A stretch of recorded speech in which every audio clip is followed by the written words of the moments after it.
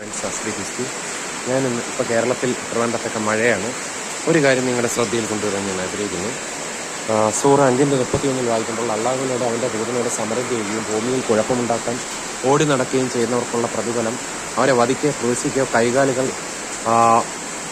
ഓരോന്നിടവിട്ട് മുറിക്കുക അല്ലെങ്കിൽ നാട് കടത്തുകയാകുന്നു.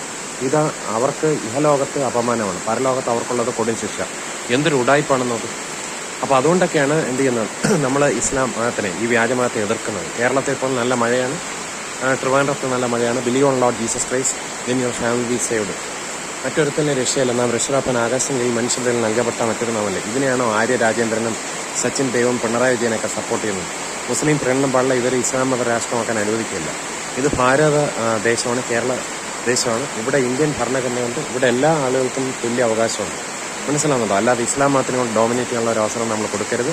Four brethren you have called liberty. ഇതൊരു ഉടായ്പ മതമാണ്. ഇത് ആൻറ്റി ക്രൈസ്റ്റിൻ്റെ ഒരു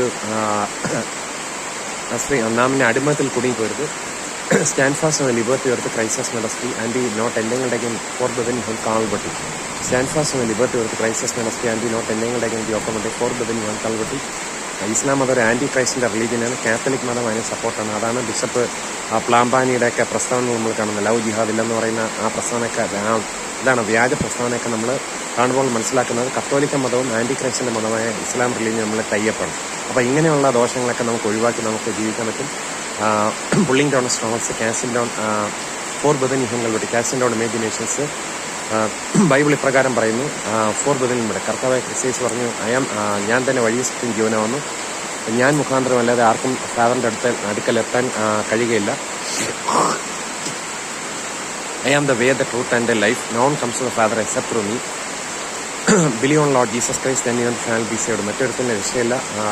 പുള്ളിങ് ഡൗൺ സ്ട്രോങ്സ്, നാം രക്ഷാപ്പൻ ആകാശങ്ങളിൽ മനുഷ്യരിൽ നൽകപ്പെട്ട മറ്റൊരു നാമല്ല. As we teach U